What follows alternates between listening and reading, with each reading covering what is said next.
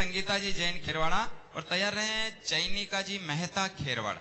नमोस्तु गुरुदेव, नमोस्तु गुरुदेव, नमोस्तु गुरुदेव। मेरा प्रश्न है, आजकल महिलाओं द्वारा अशुद्धि काल में रसोई घर के बाहर अलग से खाना बनाया जाता है, तो क्या परिवार के अन्य सदस्यों द्वारा इस प्रकार का भोजन ग्रहण करना उचित है गुरुदेव? सर्वथा अनुचित। मैंने इस विषय में कई बार कहा, YouTube के माध्यम से बहुत वायरल भी हुआ है। मुझे बताया कि इस क्लिप को लगभग 2.5 लाख से ज्यादा लोगों ने देखा है। पूरे देश में एक बहुत बड़ी अवेयरनेस जग रही।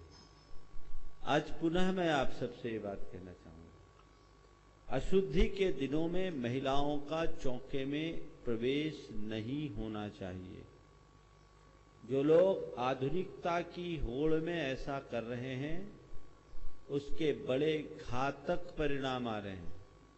हमारे यहाँ 3 दिन की जो शुद्धि की व्यवस्था है वो होनी ही चाहिए, क्योंकि उससे नेगेटिव एनर्जी का प्रवाह होता है। मैंने कई बार कई तरह से इस बात को कहा है, उदाहरण भी दिया है। वो एक डॉक्टर भाई वाला उदाहरण मैंने दिया है जो आज मैं वापस नहीं दोहराना चाहता, या चलो दोहराई देता हूं। देखिए क्या इसका इफेक्ट पड़ता है। उदाहरण तो और भी बहुत है, लेकिन ये मैं आप सबको देना चाहता हूं। एक डॉक्टर था, कुछ भी खाए उल्टी हो जाती।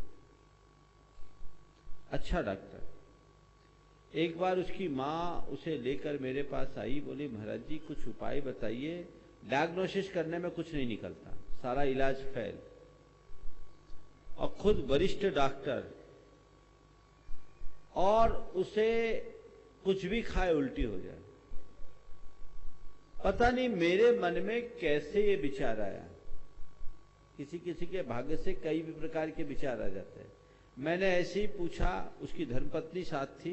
हम बोले ये बताओ तुम अशुद्धि के दिनों में चौके में जाती हो? बोले महाराज इसमें क्या है? डॉक्टर बीच में ही बोला, मैं इन रूढ़िवादी बातों में नहीं पड़ता महाराज, ये तो साइंटिफिक चीज है, पत्नी जाती है।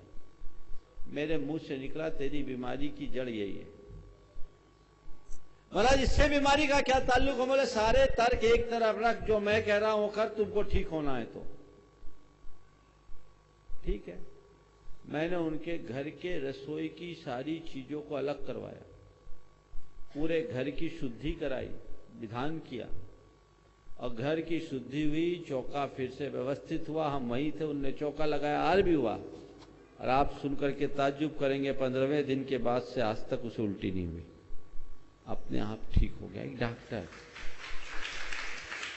आप लोग इनका अनुपालन कीजिए, 3 दिन की शुद्धि होनी चाहिए। और इसका 2 बहुत अच्छा सॉल्यूशन है।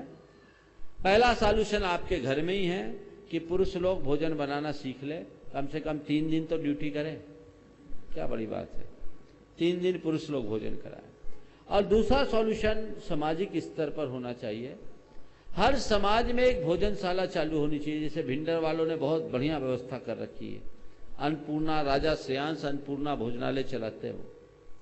वहां आपको 12 महीना घर का भोजन मिलता है, शुद्ध भोजन मिलता है।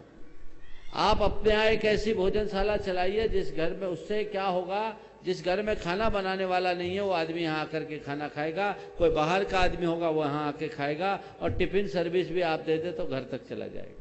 हमने अजमेर में भी कहा, तो अजमेर में भी ये चल रहा है, देश में अनेक स्थानों पर चल रहा है।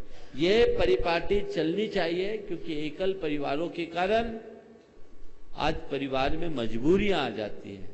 तो उसकी जगह ये सिस्टम अगर आप लागू करेंगे, तभी आपका कुलाचार सुरक्षित होगा और धर्म की परंपरा आगे